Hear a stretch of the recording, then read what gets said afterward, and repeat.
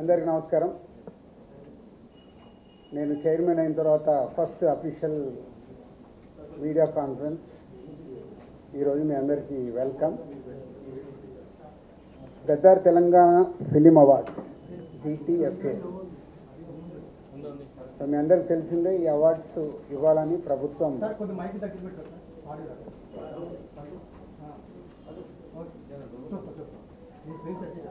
మీ అందరికి తెలిసిందే. దీనికోసము గవర్నమెంట్ ఒక కమిటీ వేయడం జరిగింది. నరసింహరావు గారు చైర్మన్గా, వైస్ చైర్మన్గా నేనున్నాను ఆ కమిటీలో. సో దీనికి సంబంధించి అవార్డ్ ఎలా చేయాలి ఏంటి అనే దానికోసం గైడ్ లైన్స్ కోసం చాలాసార్లు మీటింగులు చేసి దానికోసం గైడ్ లైన్స్ మొత్తం రెడీ చేయడం జరిగింది. ఆ గైడ్ లైన్స్ సంబంధించి ఈరోజు మీడియా ద్వారా 2024లో సినిమాలు నిర్మించిన నిర్మాతలకి ఈ గైడ్ లైన్స్ని అందజేసేలాగా ఇటు FDC అండ్ మీడియా ద్వారా చేస్తున్నాం. సో ఈ 2024లో అంతకుముందు ఉమ్మడి రాష్ట్రం ఉన్నప్పుడు ఎలాంటి అవార్డ్స్ ఉన్నాయో అన్ని అవార్డ్స్ ఉంచుతూ 1-2 మార్పులు జరిగాయి. మెజారిటీగా అలాగే ఉన్నాయి. దాంతోపాటు పైడి జయరాజ్ గారి పేరు మీద, అలాగే కాంతారావు గారి పేరు మీద కూడా స్పెషల్ అవార్డ్స్ యాడ్ చేయడం జరిగింది.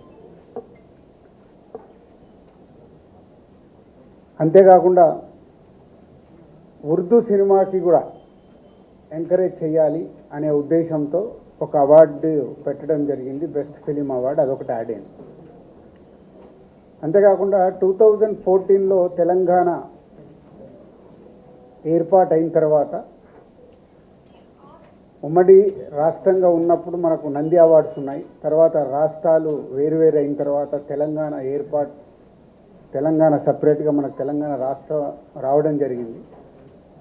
సో దానికోసం 2014 జూన్ నుంచి రిలీజ్ అయిన సినిమాలకి, అంటే ఎవ్రీ ఇయర్ 2014 జూన్ నుంచి 2023 డిసెంబర్ 31 వరకు ఎవ్రీ ఇయర్ ఒక బెస్ట్ ఫిలింకి కూడా అవార్డు ఇవ్వాలని నిర్ణయం తీసుకున్నాం. అంటే తెలంగాణ ఏర్పాటు అయిన తర్వాత మన అవార్డ్స్, తెలుగు సినిమాకి సంబంధించిన అవార్డ్స్ మిస్ అవ్వకుండా ఉండాలని ప్రతి సంవత్సరం ఒక బెస్ట్ ఫిలిం అవార్డు ఉంటుంది 2023 వరకు. అలాగే 2024 ఇందాక మీకు చెప్పినట్టు అవార్డ్స్ అన్నీ పాత రోజుల్లాగా ఎలా అయితే ఉన్నాయో కొన్ని మార్పులు చేర్పులతో ఫైనల్ చేయడం జరిగింది. ఆ గైడ్ లైన్స్ మీకు ఇప్పుడు మీడియాకు అందజేయడం జరుగుతుంది. సో అప్లికేషన్స్ ఇమ్మీడియట్లీగా స్వీకరించి స్క్రూటినీ చేసి జ్యూరీలు కూడా ఫైనల్ చేసేసి ఏప్రిల్లో ఈ అవార్డు ఫంక్షన్ అంగరంగ వైభవంగా చేయాలని ప్రభుత్వం ఆశిస్తుంది. దానికి అందరం FDC తరపున, అలాగే ఫిలిం ఇండస్ట్రీ నుంచి చాలామందిని ఇక్కడ మేము జ్యూరీలాగా తీసుకొని చేసి అవార్డ్స్ అనేటివి నెక్స్ట్ మంత్ బెస్ట్ ఈవెంట్ చేయాలని గవర్నమెంట్ ఆశిస్తుంది. దానికి మేము కంప్లీట్ చేయాలని ఈ రోజు నుంచి కంకణం కట్టుకున్నాం. ఇది మెయిన్ ఎజెండా.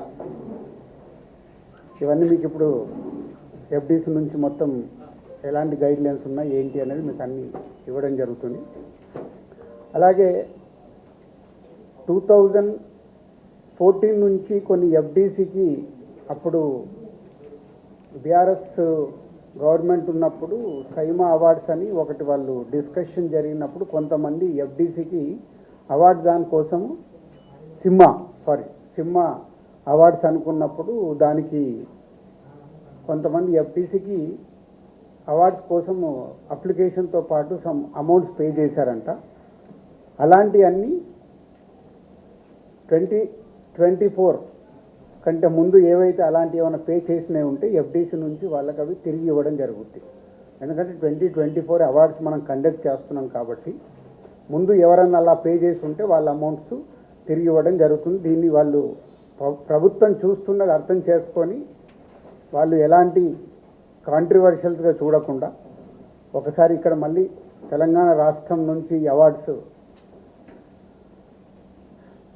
వస్తున్నాయి కాబట్టి అందరు పాజిటివ్గా ఉండి ఈ ఈవెంట్ని విజయం చేస్తే ప్రతి సంవత్సరం మనం సినిమా పండుగ హైదరాబాద్లో అద్భుతంగా జరుగుతుంది.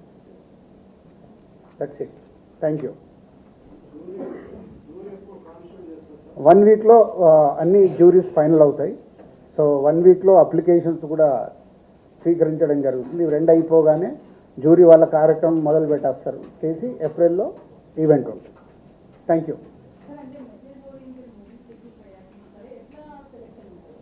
అది జ్యూరీ అనేది ఫైనల్ చేస్తుందని చెప్పాను. జస్ట్ ఇది మీకు ఇప్పుడు నోటిఫికేషన్ ఏంటి అనే దానికి మీకు ఇంట్రాక్షన్ కోసం ఫస్ట్ టైం ఇక్కడ పెట్టాం. అయిపోయిన తర్వాత స్టెప్ బై స్టెప్ అయిన తర్వాత మళ్ళీ మాట్లాడుకుందాం.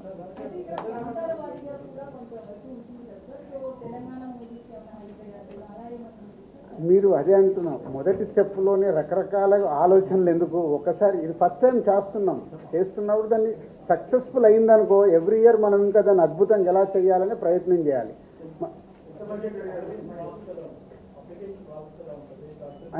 అన్నీ ఉన్నాయి అందుకే మీకు ఇప్పుడు నోటిఫికేషన్స్కి సంబంధించిన అన్ని డీటెయిల్స్ ఇస్తారు. ఒక్కొక్కటి నేను ఎక్స్ప్లెయిన్ చేయలేను కదా, చేయాలంటే గంట పడుతుంది.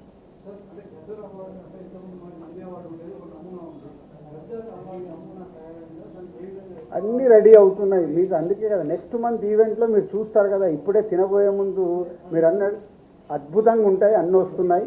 ఏప్రిల్ మంత్లో ఈవెంట్ జరిగేటప్పుడు మీరు చూస్తారు.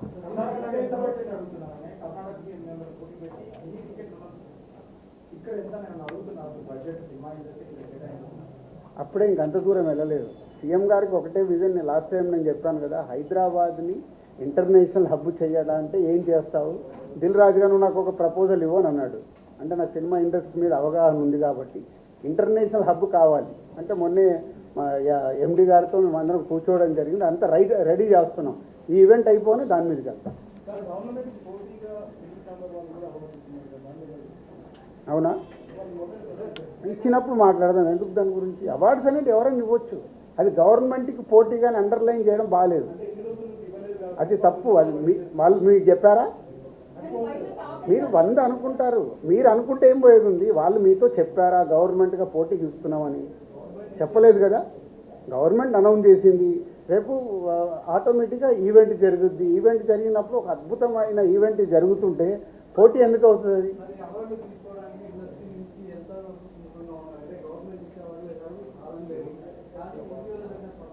అవన్నీ వేస్ట్ అబ్బా, వేస్ట్. అందరు అనుకూలంగానే ఉంటారు. మీరు లేనిపోయిన కాంట్రవర్సీ, మీకు ఏమైనా స్పైసీ కావాలా ఏంటి?